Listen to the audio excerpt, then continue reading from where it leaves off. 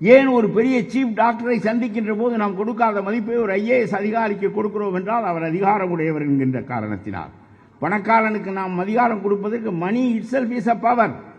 அதனாலே பணக்காரனை மதிக்கிறோம். ஆட்சியில் இருப்பவனை ஏன் மதிக்கிறோம் என்றால் அவன் கையில் அதிகாரம் இருக்கிறது. அதிகாரிகளை IAS அதிகாரிகளை ஏன் மதிக்கிறோம் என்றால் என்ன கலெக்டரா என்று அந்த காலத்தில் கேட்பார்கள். கலெக்டர் என்பது அவ்வளவு பெரிய பதவி. அவ்வளவு பெரிய பதவிக்கு வந்த மனிதர்கள் இந்த ஆட்சிகளால் எத்தகையவர்களாக நடத்தப்பட்டிருக்கிறார்கள் என்பதை எண்ணி பாருங்கள். வல்லபாய் பட்டேல் சொன்னார், இந்திய ஜனநாயகம் 4 அமைப்புகளின் மீது கட்டப்பட்டிருக்கிறது. ஒன்று லெஜிஸ்லேச்சர் சட்டமன்றம், இன்னொன்று அதிகார வர்க்கம் IAS அதிகாரிகள், மூன்றாவது பத்திரிகை பாண்டியன் போன்ற பத்திரிகையாளர்கள், நான்காவது நீதிமன்றம். முதல் ஆள் தவறு செய்வான் என்று வல்லபாய் பட்டேல் கருதுகிறார்.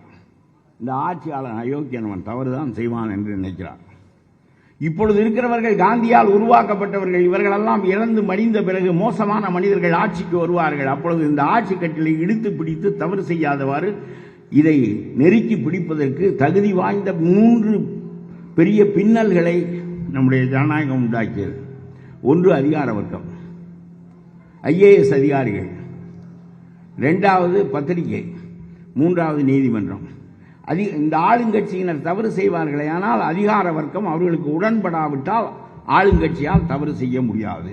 ஒரு மந்திரியும் தவறு செய்ய முடியாது. ஒரு மந்திரியும் தவறு செய்ய முடியாது. நம்முடைய அதிகார வர்க்கம் தான் கேவலமானது என்று நான் சொல்லுகிறேன்.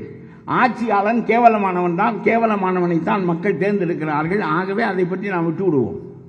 இந்த அதிகார வர்க்கத்தின் கையிலே தான் அதிகாரம் இருக்கிறது, ஆட்சியாளன் கையிலே இல்லை.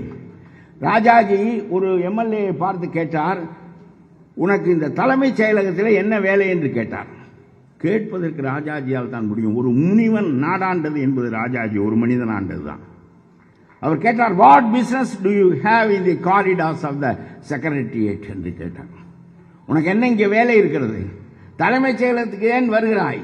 எதற்காக நீ செக்ரட்டரிகளை பார்க்கிறாய், IAS அதிகாரிகளை பார்க்கிறாய்? உனக்கு என்ன வேலை இருக்கிறது? நீ சட்டமன்றத்தில் வந்து பேச வேண்டியதை பேசு, எழுத வேண்டியதை எழுதியவர்களுக்கு அனுப்பு. என்ன புகார் இருந்தாலும் அவர்கள் அதை ஒழுங்கு செய்வார்கள்.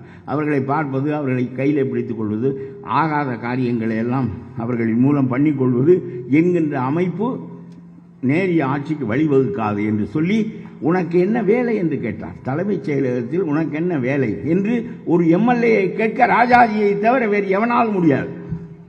தூக்கி எறிந்து விட்டார்கள் ராஜாஜியை. நீங்கள் நினைக்கிறீர்கள் குலக்கல்வி என்று அவர் ஒன்றையும் கொண்டு வரவில்லை. அவர் கொண்டு வந்த பாடத்திட்டத்தில் குல வழியாக அவர் என்ன மனு தர்மத்தையா போதித்தார் இல்லை. ஆனாலும் கூட அவர் தூக்கி எறியப்பட்டதற்கு மிகப்பெரிய காரணம் MLAக்களை எல்லாம் அதிகாரம் இல்லாதவர்களாக ஆக்கிவிட்டார் என்பது பல காரணங்களில் ஒரு காரணம். ஆகவே இந்த IAS அதிகாரிகள் சரியாக இருந்தால் இவன் தான் சட்டத்தை நிறைவேற்றப் போகிறவன். சகாயம் எழுதியிருக்கிறார். அந்த மந்திரி கீழே இருக்கிற அதிகாரிகளை எல்லாம் மாற்றுகிற அதிகாரத்தை என்னிடம் கேட்டார்.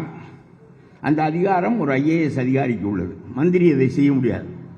அவர் சொன்னார், அந்த வேலையை நான் செய்து கொள்கிறேன், என்னை ஒப்படைத்து விடுங்கள் என்று சொன்னார். எல்லா IAS அதிகாரிகளும் தங்களுடைய மந்திரிகளினுடைய நல்லெண்ணத்தில் இருக்க வேண்டும் என்ற அடிப்படையில் எல்லா அதிகாரங்களையும் மந்திரிகளுக்கு ஒப்படைத்து விடுவார்கள். ஆனால் நான் நினைத்தேன், பிறகு இடம் மாற்றலுக்கு காசு புழங்குகின்ற நிலை ஏற்பட்டுவிடும்.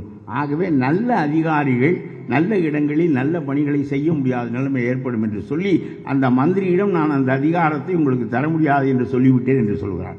ஒரு மந்திரியிடம் இப்படி சொல்ல முடிகிறது என்று சொன்னால் அந்த IAS அதிகாரிக்கு எவ்வளவு அதிகாரம் இருக்க வேண்டும்?